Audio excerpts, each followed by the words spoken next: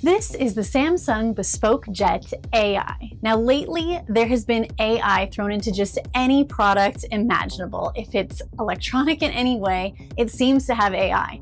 Do I need AI in my handheld stick vacuum?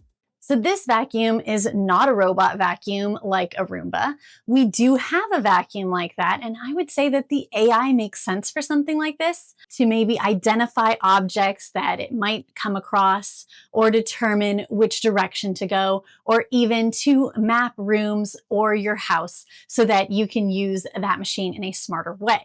Obviously, the handheld stick vacuum is not going to do that because you yourself are the one moving it. It's not moving itself. So what is the AI doing? Well, mainly it is identifying your floor type and determining the proper amount of suction to use to maintain the battery for as long as possible and to get the proper amount of suction to clean your floor. So you obviously want a sort of different experience when you're vacuuming over hardwood or tile floors than you would if you were on a carpet, and then you'd need a different type of suction for long pile carpet versus short pile carpet.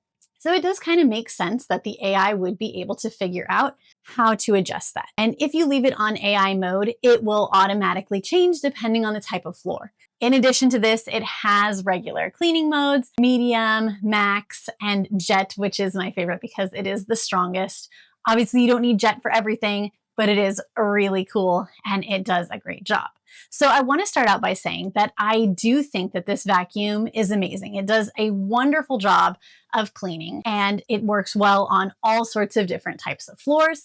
I really like it. And when we first got this vacuum, my husband and I were actually trying to look for messes where we would need to use the vacuum, including doing some things like putting an extra extension on it to get cobwebs off of our tallest ceilings and things like that. Just we were having so much fun with this new vacuum. In addition, this one also has a stand where you place the vacuum and it automatically empties, and there's nothing you need to do to make that happen. It will just happen automatically, and that's really nice because then you're not dealing with emptying out the bin.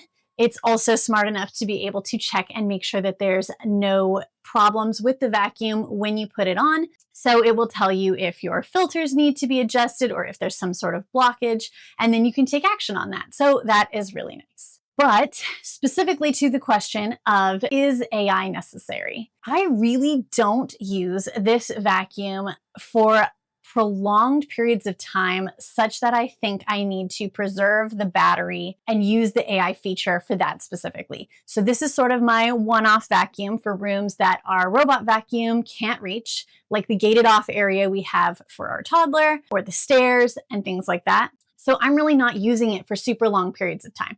So maintaining a long battery for each individual session is not something that's super important to me. And as far as going to different floor types, while I do think that the AI does a good job, I do still sometimes find myself adjusting it to get higher suction power, as you probably do with any vacuum, just because sometimes you think, maybe I need a little bit more power to really get this one area clean. Overall, I think the AI does a good job. So do I think that the AI feature is truly necessary in this handheld vacuum? No, not really. I don't think that AI is something that you really need in something as relatively simple as a handheld vacuum, because you're always going to be there, and it's not like it stops it from sucking up tiny toys that are in front of it or things like that. That's still on you as the person managing the vacuum. So I think AI is just being thrown into a little bit too many items right now, and I think once the shiny newness of AI wears off, we're going to see this taper back a lot. It kind of reminds me of when 3D was really big in movies and then they started bringing it to just movies that would really benefit from it instead of putting it in everything, even when it made no sense. So I think that's going to happen. I think future vacuums like this will either not make a big deal about the AI or not call themselves AI, and I don't think you necessarily need to pay extra to get AI in a handheld vacuum. If you found this interesting or helpful, please consider subscribing, and thanks for watching.